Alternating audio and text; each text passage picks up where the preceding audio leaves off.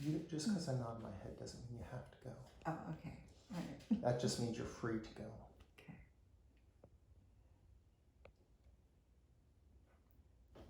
Welcome to my kitchen.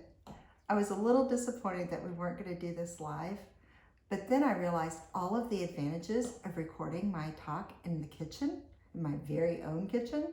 For example, I can have a glass of wine to calm my nerves. I didn't have to get fully made up. The back of my hair is still basically bedhead. And I get to wear my jammy pants and cozy socks. So with all those advantages, I found out this is really the best way to go while I share my stories of motherhood. Somebody asked me a while back if I had any mom stories to share. I almost laughed. I've been a mom for 28 years. I've mothered 5 children, a menagerie of pets, and 1 ex-husband. I've got stories. For example, there was this one time when I walked into the kitchen and my 8-year-old son was dangling a snake across the breakfast table to show his sisters. "Alex," I said as calmly as I could, "please take the snake outside." "Why?" He seemed genuinely perplexed. "Because there's a snake in the house." Or there was that one time when I took a road trip from Indianapolis to Washington, D.C. with only my 2 toddlers for company. They were getting a little restless and I was trying to find a rest area in this mountainous, foggy terrain. Finally, I found one. I released them from their car seats and they took off running straight for a mud bog. They ran in all the way up to their knees and then I had to go after them. They thought it was funny. Me, not so much. I had 1 toddler under each arm as I went into the not very clean restroom. I had sat one on the sink and told the other, "Stand still." As I'm washing the mud from my daughter's feet and legs, I look over to see my 18-month-old son splayed down, face down, licking the drain. I shouldn't have been surprised. The kid licked everything. Icing off of cupcakes, and the handrails at international airports, and once he even licked a buffalo right on the nose. Never in my life did I dream I would be standing in the back of a hay wagon at a petting zoo and have to yell the words, "Stop licking that buffalo." But then again, as a mom, you say a lot of things you never thought you'd have to say. Like, "Get your fist out of the jelly jar." "Just leave the cheese behind the toilet, we'll get it later." "Why, yes, my pearl necklace does sound really cool on the spokes of your bicycle." "Is that pudding on the ceiling?" Listen, do not wake me up from this nap for anything unless there's a significant amount of blood, an uncontrollable fire, or the police are at the door again. "No, we can't keep him." "No, we can't keep him." "Yes, he's really cute, but no, we can't keep him." "All right, we can keep him."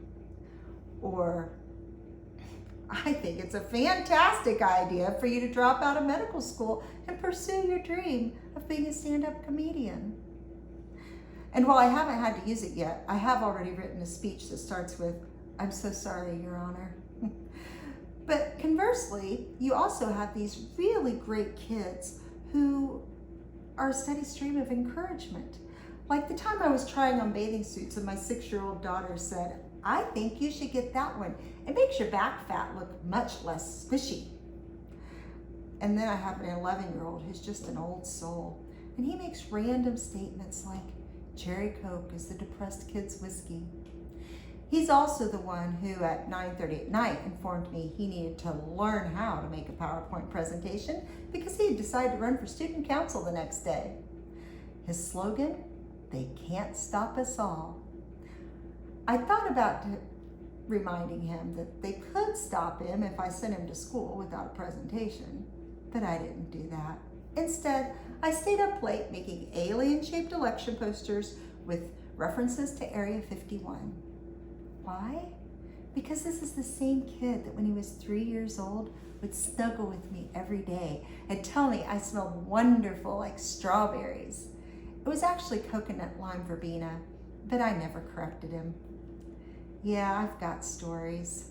Once you become a mother, it's just a constantly in a jumbled state of worry and love and pride and self-doubt.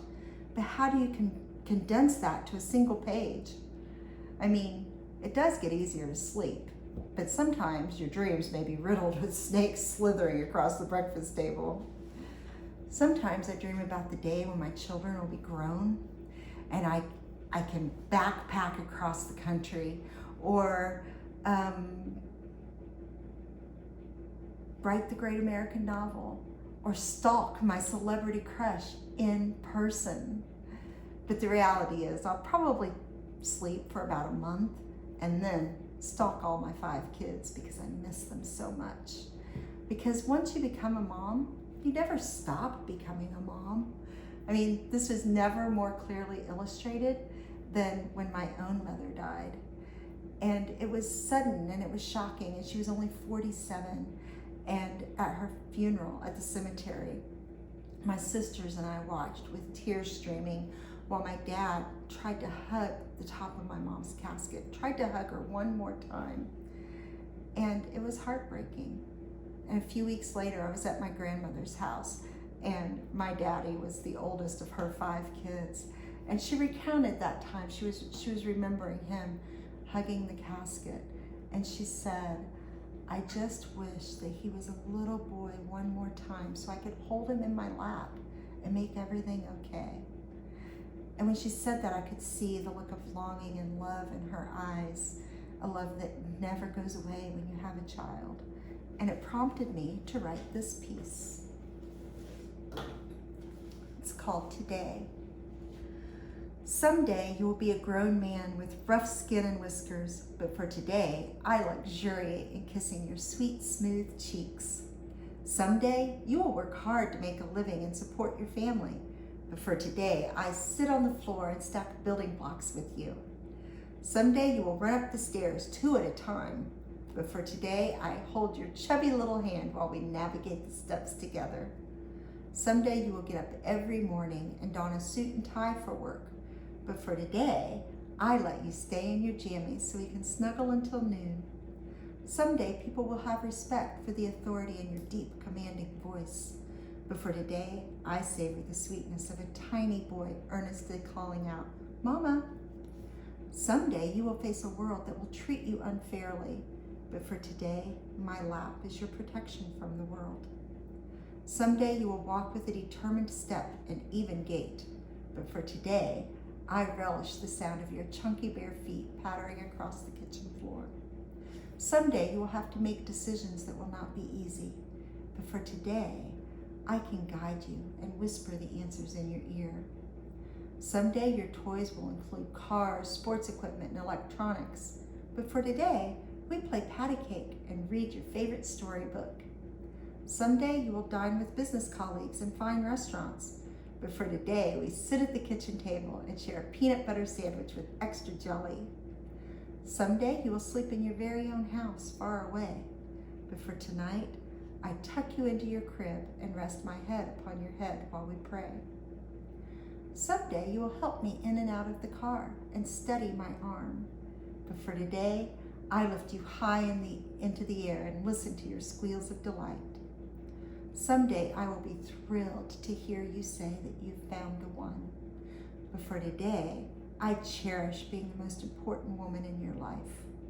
Today, I will delight in your snaggle-toothed grin, laugh when you growl at the cat, and kiss your skinned-up knees. For someday, a man will emerge in the place where my precious boy once stood.